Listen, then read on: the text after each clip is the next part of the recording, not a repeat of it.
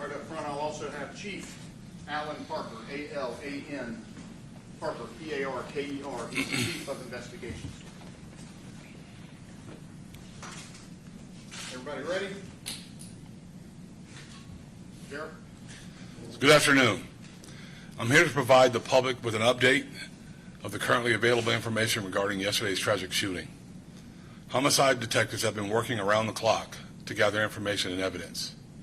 There's still a great deal of work to do before the investigation is completed. This briefing is only a recitation of verified information. I want to begin by honoring the 3 precious lives that were lost yesterday. Angela Michelle Carr, 52 years old. Anolt Joseph, or AJ Laguerre Jr., 19 years old. And Gerald Deshawn Gallion, 29 years old. Yesterday, homicide detectives completed their next of kin notifications of victims' family members. We continue to pray for the loved ones and of those who were lost through this maniac's acts of senseless violence. The Office of the Medical Examiner has positively identified the shooter as Ryan Christopher Palmetter. The shooter was 21 years of age when he committed yesterday's atrocities. He lived with his parents in Orange Park in Clay County, Florida. To our knowledge, he had no criminal arrest history. And as I said yesterday, he did have a Baker Act petition from 2017. This petition occurred in Clay County, and it appears that the shooter was held for 72 hours under the Baker Act provisions and then released without further involuntary commitment. Homicide detectives have been able to establish a timeline of events up to and including the shooting. On 7/6 of 2017, he was Baker Acted in Clay County. On 4/6 of 2023, the FFL transferred to Orange Park Gun and Pawn of a Glock 20 Generation 4 10 millimeter. On 6/22 of 2023, the FFL transferred to Wild West Guns and Gold Palmetto State Armory PA-15 5.56 millimeter AR-15 type rifle.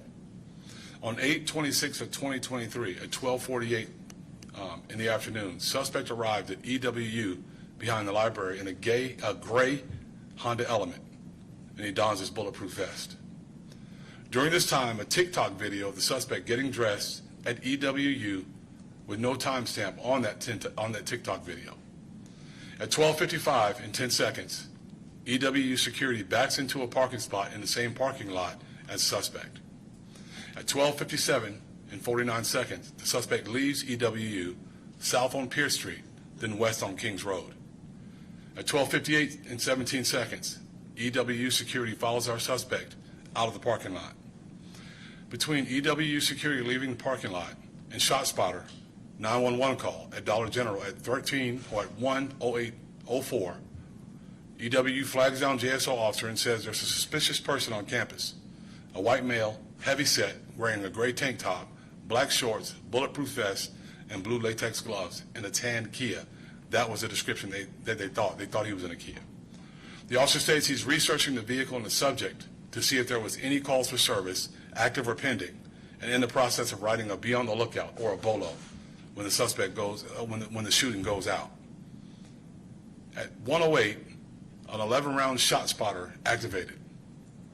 At 1:08 and 13 seconds, the suspect's on video in the parking lot in front of the store, shooting into a black Kia and murders the first victim, Ms. Angela Carr.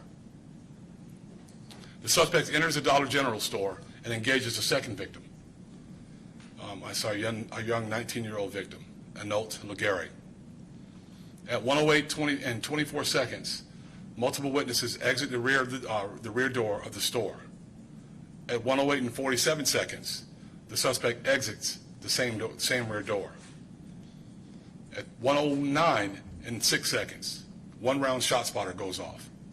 At 1:09 and 13 seconds, the suspect enters the same rear door. And at 1:09 and 30 seconds, the suspect shoots at a security camera several times but misses. At 1:09 and 50 seconds, the first 911 call goes out. At 1:10 and 30 seconds, victim Jared Gallion enters the store with his girlfriend. At 1:13 and 5 seconds, one round ShotSpotter initiates once again. At 1:13 and 10 seconds, the suspect shoots a third victim, Gerald Gallion. At 1:13 and 12 seconds, the suspect chases witness Elvisha Chappell through the store, shooting at her, but does not strike her. At 1:13 and 25 seconds, Elvisha Campbell exits the rear door, the rear east door of the store. And at 1:13 and 37 seconds, the suspect shoots out the rear door on the east side of the building. At 1:13 and 43 seconds, a 4-round shot spotter initiates. At 1:13 and 47 seconds, the suspect reenters the building and walks back towards the office. At 1:14 and 23 seconds, the suspect enters the office. At 1:18, the suspect texts his father and says, "Use a screwdriver to get into my room." The father enters the room and finds a last will and testament of the suspect along with a suicide note on his laptop. At 1:19 and 21 seconds, the officers enter the building and begin to clear. Just 11 minutes after this whole ordeal began. Patrol clearing the hallway when an officer hears a single gunshot. We believe that's when he killed himself. At 1:41 and 3 seconds, EWU security Marcus Williams calls to notify JSO. At 3:45 or 3:44 and 24 seconds, our SWAT officers confirm that the suspect's down. Homicide detectives have gathered surveillance footage, video footage from the Dollar General, which captured the shooter's rampage. I will share portions of that video right now. Again, out of respect for the victims' families, we are going to cut this video short. We will not be showing their loved ones and what happened to them inside the store. Rather, these video surveillance excerpts detail some of the shooter's movements outside and inside the Dollar General. As you'll see from the video footage, the shooter outfitted himself with a tactical vest, which he covered with a short-sleeved button-up shirt. He created a facial covering and donned gloves for his attack. This investigation is ongoing, and I will provide you with additional information as is established and verified. I want to thank our law enforcement partners for their continued support in this investigation. As our community collectively grieves this tragedy, this agency will continue to diligently investigate so that we can provide victims, families, and our community with as many answers as we can. Our community is grappling to understand why this atrocity occurred. I urge us all not to look for sense in a senseless act of violence. There's no reason or explanation that we'll ever account for the shooter's decisions and actions. His sickening ideology is not representative of the values of this Jacksonville community that we all love so much. We are not a community of hate. We stand united with the good and decent people of this city. We reject this inexcusable violence, and this agency will not rest until this investigation is complete and every available avenue of accountability has been exhausted. Now, I'll be happy to answer any questions after we view this video.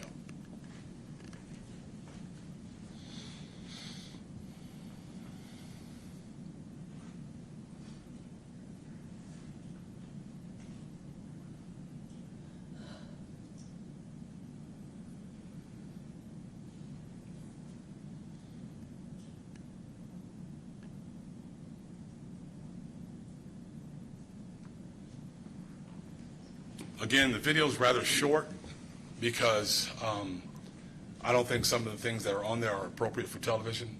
It's not meant to entertain or be insensitive to our victims and our victims' families. So I wanted the people to be able to see exactly what happened in this situation and just how sickening it is. I'll answer any questions if I can. Yes, sir.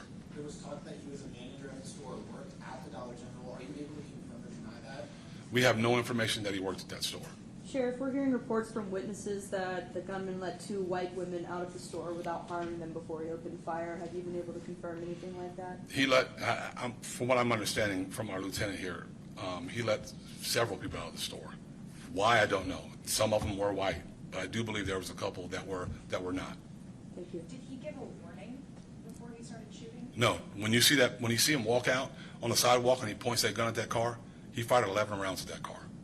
He did not give any warning. He just did it. And when he was inside the store, someone had told me that he'd said, if you don't want to die, then leave the store. Do you know if he said that? Those are all statements that we're looking into and trying to confirm and verify. Sheriff, is there going to be any double-down police presence in that area or any other areas within Jacksonville to prevent against potential copycat? We are staying very diligent and vigilant in our community, making sure people, and this is what we talk about. This is why I'm talking about it so much. I want people to be paying attention. I want people to see anything you see that may be strange out there. I mean, we don't expect anything like this to happen again. We hope that it never happens again. But we also ask our community to be on the lookout and just be aware of the possibilities. We don't think, again, there's no information that gives us any belief that this is going to happen again. But of course, we're always going to be paying close attention. Sheriff, Sure, after this is reading Will the Brown, WKCT News. You mentioned earlier that this gentleman here initially went to Edward Waters University.